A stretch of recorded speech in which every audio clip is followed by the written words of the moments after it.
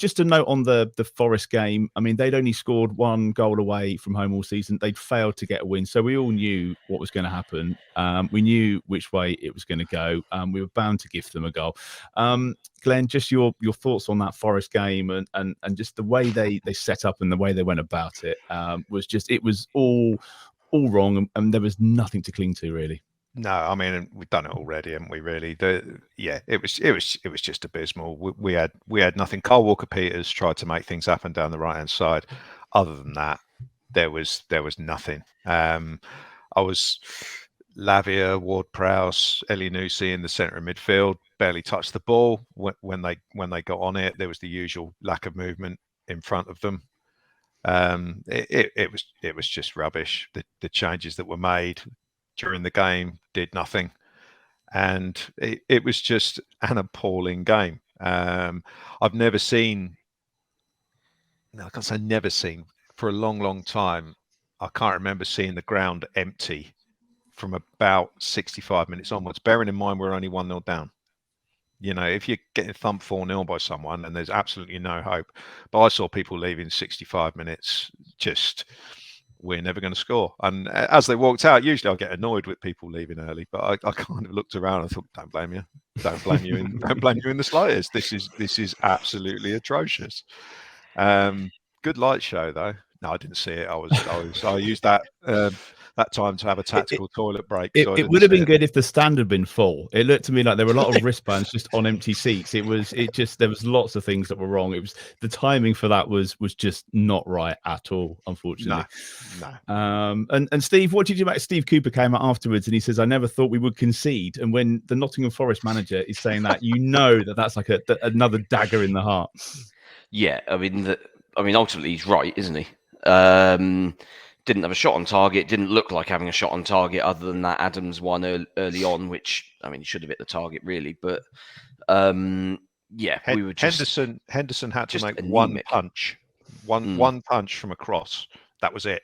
Other than that, he didn't do anything. Yeah, it was pathetic. And you could just see that there was no... the players just looked...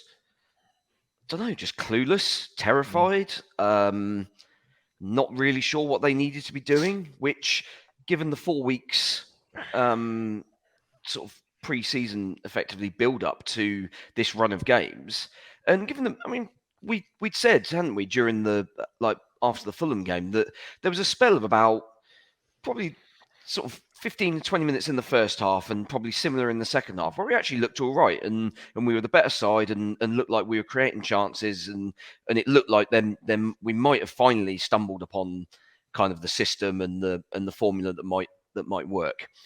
And then all of a sudden we just lose that little momentum and fall to pieces.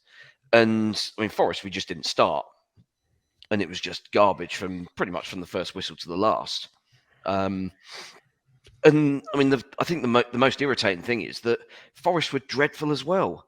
They did nothing really apart from obviously the goal which we presented to them, and they had the chance just before where Johnson hit the bar.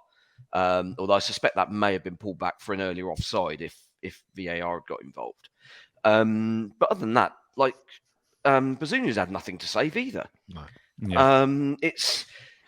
They were a terrible team, and yet we still didn't have the leadership, the sort of desire, the gumption to go and just say, "Come on, lads, we're better than this lot. Let's get a grip on this game and just get it done." Whether it needed somebody on that pitch, a senior player. I mean, I know we've not got many, but a senior player to turn around and said, "Look, I know the gaffers said." Hump it into the lights so that so Joe Worrell can't see it out of the bright LED sunlight floodlights. But let's kind of keep that down a little bit. Let's try and at least vaguely play to our strengths here. But no, there was nothing, and it was just up in the sky, hope for the best. And to be honest, the best we could ever get out of that game was a 1-0. And that was exactly what we got. We got exactly what we deserved. And to be honest, I think I and probably many others were disappointed that we didn't see on social media at 9 a.m. the following morning. You were waiting for the corner flag, weren't you? That dreaded picture of the corner flag. Or the Because outside of the it was just stadium. like, how do you come back from that situation where you've just been so abject, pathetic?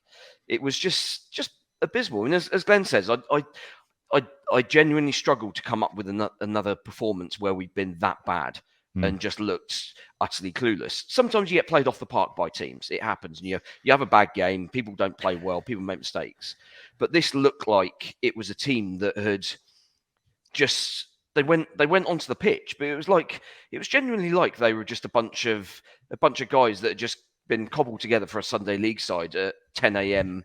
that morning, just to make sure the game went ahead. It was like just bringing in a load of ringers. Come on, lads, just turn up. You're all hungover, but it's fine. We'll just get through this 90 minutes, and then we'll get back to the pub straight after.